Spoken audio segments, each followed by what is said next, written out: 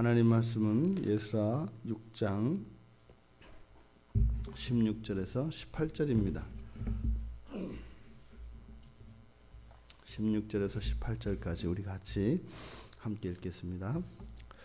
이스라엘 자손과 제사장들과 레위 사람들과 기타 사로잡혔던 자의 자손이 즐거이 하나님의 성전 봉헌식을 행하니 하나님의 성전 봉헌식을 행할 때에 수소 100마리와 수양 200마리와 어린 양 400마리를 드리고 또 이스라엘 지파의 수를 따라 수렴소 12마리로 이스라엘 전체를 위하여 속죄제를 드리고 제사장을 그 분반대로 레위 사람을 그 순차대로 세워 예루살렘에서 하나님을 섬기게 하되 모세의 책에 기록된 대로 하게 하니라.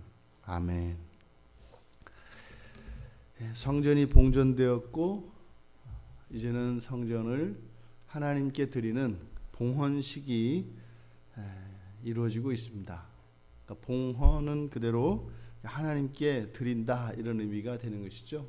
그래서 지금 이들이 성전 봉헌식을 하는 이 의미는 그동안 이 성전이 지어지기까지 첫 성전 솔로몬 성전이 회파되어지고 그들이 70여 년간의 포로 생활을 거치고 그리고 이제 하나님의 그 때가 되어서 예언대로 성전을 다시 짓기 시작하여서 또 16년간의 중단되어진 상태, 그 안에 있었던 이들의 영적 무기력과 나태, 여전히 하나님께서 이들을 포로제에서 예루살렘으로 다시 돌려보내시고 이들의 본분을 다하도록 하였지만 또 그 16년의 기간을 통해서 여전히 이 세상에서의 삶에 집착하며 그것에 온 마음을 쏟을 수밖에 없는 자기 자신들의 부패성을 보게 되었습니다.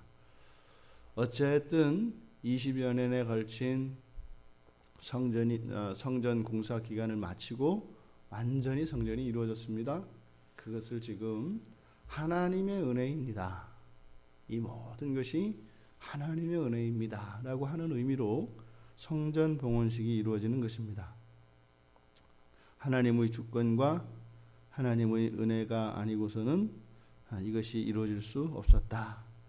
지금 여기서 새롭게 성전이 지어지고 그 성전을 하나님께 드리는 봉헌식, 이것은 이스라엘의 회복을 상징하기도 합니다만 또 새로운 이스라엘을 상징하기도 합니다.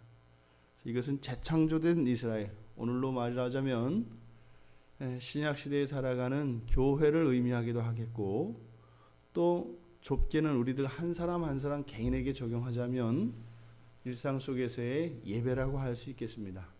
우리가 예배를 드릴 때, 교회를 세울 때 이것은 하나님께 드려지는 것이죠.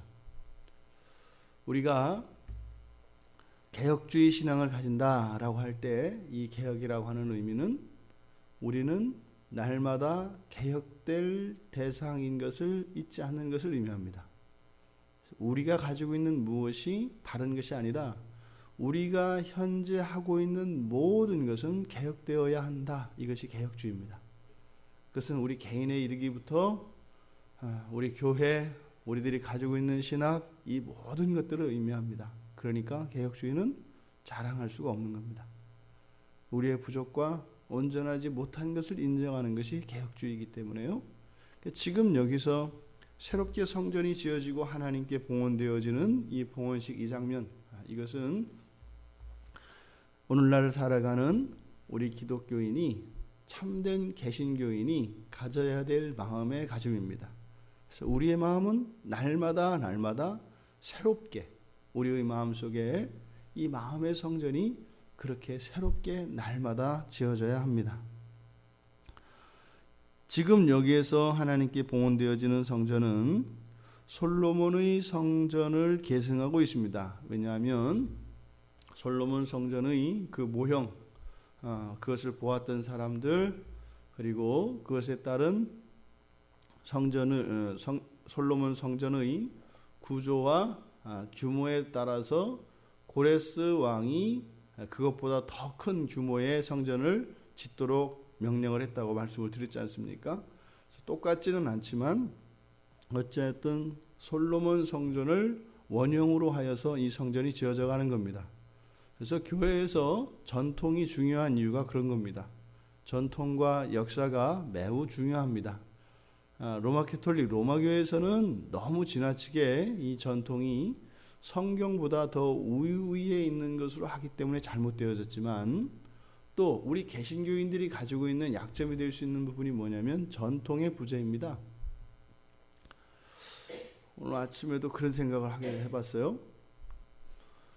이 교회에 대해서 우리가 순결성과 그리고 교회의 온전함에 우리의 온 마음을 쏟아야 되는 거 맞습니다. 근데 그것과 함께 빠뜨리지 말아야 되는 것이 무엇이냐면 교회의 전통입니다. 우리 교회가 아무리 훌륭하고 모범적인 교회라 할지라도 30년 지나서 없어진다면 큰 의미가 없습니다.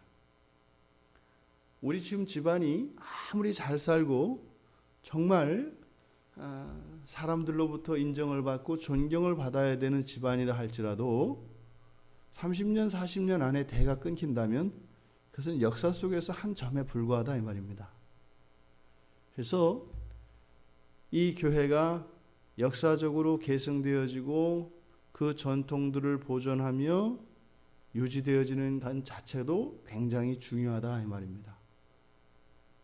실제로 우리나라에서 지금 내노라 하는 교회들이 이렇게 있습니다만 생각보다 그렇게 오래가지 않습니다.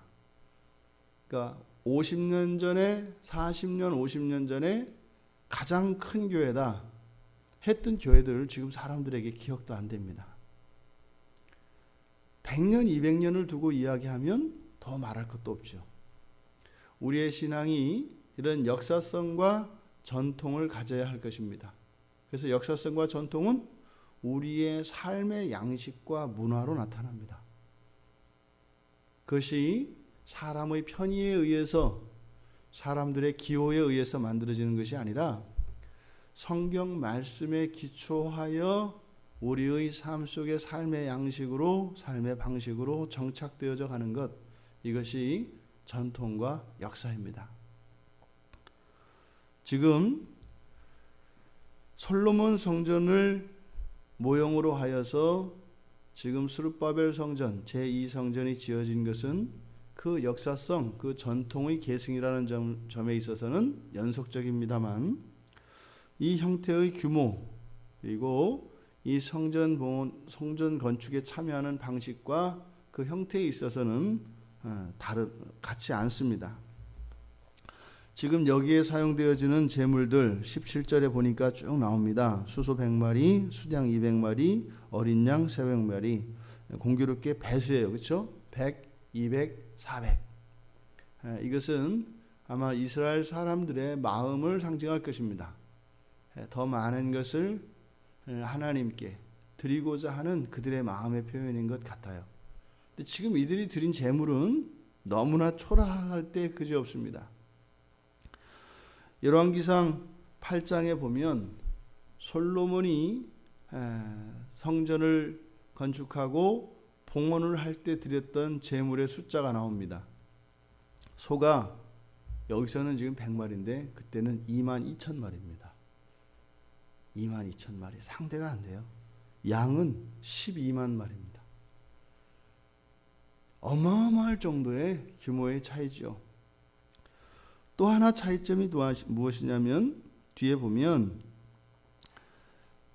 이스라엘 지파의 수를 따라 수렴소 12마리로 이스라엘 전체를 위하여 속죄제를 드립니다. 근데 지금 남유다는 실제로 12지파 가운데 2지파의 정통성만 유지하고 있습니다. 그런데 이들이 뭐예요? 나머지 10지파를 떼어내는 것이 아니라 여전히 그들의 민족으로 나라로 동일하게 인식하고 있다는 것입니다. 우리가 주일날도 지금 교회에 대해서 이야기하고 있습니다만은 교회는 이런 겁니다.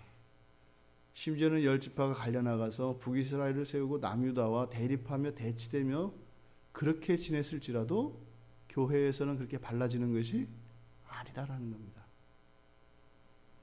내 몸으로 난 자식이 아무리 불효자라 한들 그리고 심지어는 뭐 호적에서 지워버린다 한들 내 몸으로 난 자식이 아닌 것이 될 수 있겠습니까? 내 자식은 내 자식인 것이죠. 교회가 이런 것입니다.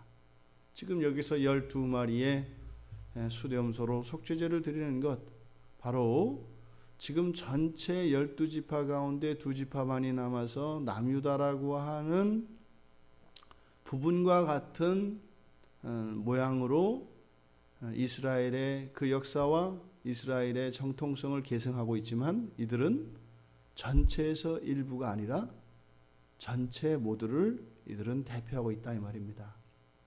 우리들 그리스도인들 한 사람 한 사람이 곧 하나님 나라의 전체인 것을 기억하셔야 합니다. 나는 뭐 이 정도만 하더라도 교회에서 알아서 하면 되고 다른 사람들이 알아서 하면 되고, 우리 교회는 작은 교회니까 큰 교회들, 영향력 있는 교회들에서 하면 되고, 우리는 아직 작으니까 이런 것이 아니다 이 말입니다. 우리들이 곧 하나님의 나라요, 우리들이 곧 예수 그리스도의 얼굴인 것을 기억하셔야 합니다. 우리의 삶은 우리를 통하여 하나님이 나타나고 하나님 나라가 나타나는 것을 우리가 기억해야 할 것입니다. 솔로몬 때는 제물과 왕과 모든 이스라엘 자손이 참여합니다. 근데 이제 더 이상 이들에게는 왕이 없습니다. 나라가 멸망했기 때문이지요. 두 가지 마음이 교차했을 것 같습니다.